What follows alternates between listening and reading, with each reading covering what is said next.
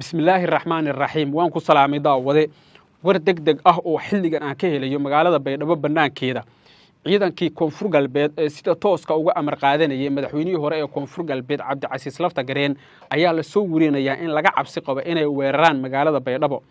2,000 oo asgari oo dhalinyaro ah oo dhawaan tababar loo soo xiray iyo kuwa hore tababar loogu soo xiray oo qoryaha shanshuutar kala yiraahdo ku hubeysan taangiyo wata cabdibilayaal wata ayaa waxay ku sugan yihiin deegaan la yiraahdo Owdiinle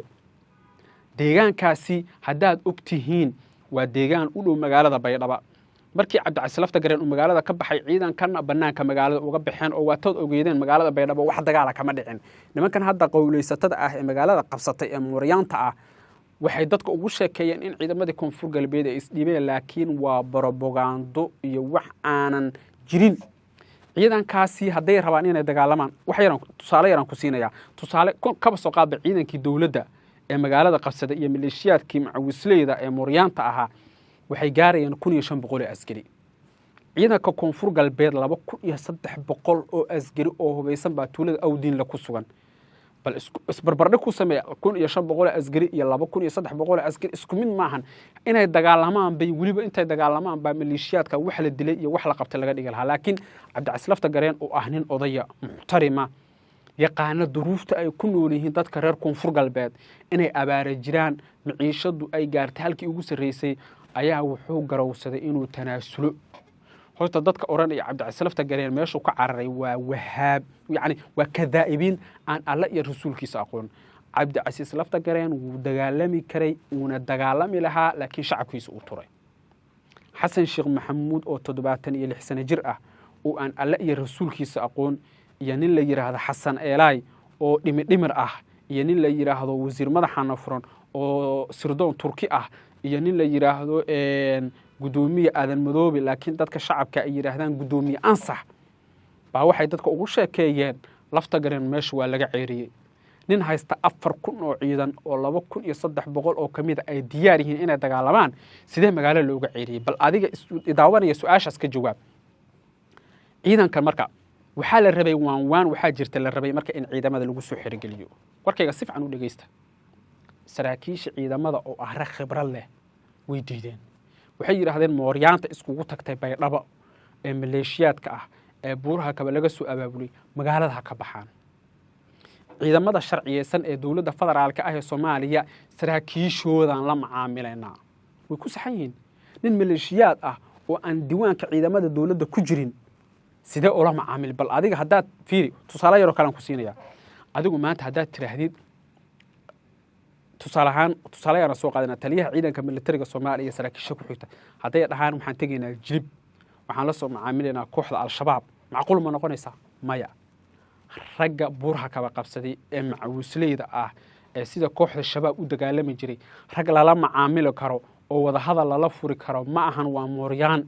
ciidamada koonfur galbeedna waa ciidamo sharciyeysan mushaaraad qaata maamulka u diiwaan gashan Mooryaan ma hor fariisan karaan saraakiisha ciidamada koonfur galbeed haday rag hor fariisanayaan ragga sharciyeysan iyagoo laftirkooda qabiilku u qaaday ee Baydhabo ku soo duulay raggaas la hor fariisanaya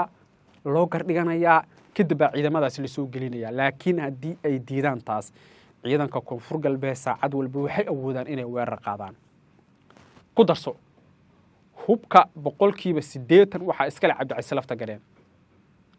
hubkii yani Cabdicasiis Laftagareen uu hayay maamulka koonfur galbeed gudaha magaalada ku yaala Baydhabo yaala hubka aan kala saarno anigu shakhsiyan lacagtaydi mushaarka ahaa ee 7,000 ama 8,000 ama 50,000 oo maamulka koonfur galbeed ka qaadanayay hadaan hub ku soo gato adar hubka hooyadana mal aabahana mal ana iska leh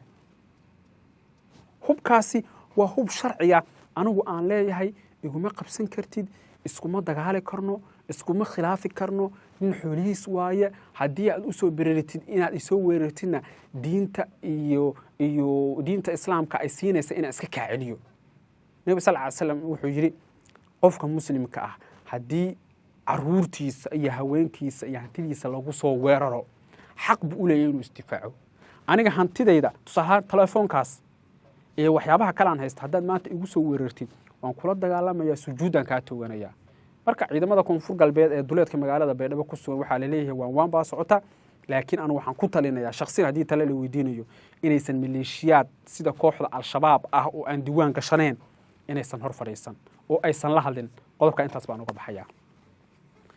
beelaha ciise iyo samaroon weli way is hor fadhiyaan tuulooyin dhowr ah oo hoos yimaada magaalada saylac ayay xiisado culus ka jiraan waxaa laga cabsi qabaa inay dagaalo halkaasi ka dhacaan sida ay tilmaamayaan wararka iyo macluumaadka la helayo 48 saac ee lasoo dhaafay aragtida la xiriirta inay dagaalo culus halkaasi ka dhici karaan ayaa ahayd mawduuca ugu weyn ciidanka Somaliland halka la geeyana waxa la leeyahay waxa ay wadaan hadda wax macquula ma ahan oo wax hadda soconaya iyo wax macquula toona ma ahan waa in si degdeg ah xal uga gaaro arinta ciisaha iyo samaroonka ciidanka Somaliland waxa la leeyahay mawduuca hadda jira raali kama aha dhinaca samaroonka ay xigaan dagaal ayaana laga cabsi qabaa inay halkaasi ka dhacaan sida ay tilmaamayaan wararka iyo macluumaadkan helayno iyana waxay ku soo kordha wararkeena dambe ayaan idinku soo tabin doonaa haddii taa markii kugu horeysay ku soo biir channelkan wararka iyo macluumaadka halkan aan ku daabacnaa ayaad heli doontaa sharaf iyo karaamo muuqaalka haddana la dhameysata aad baad mahadsan tahay soo dhawow daawada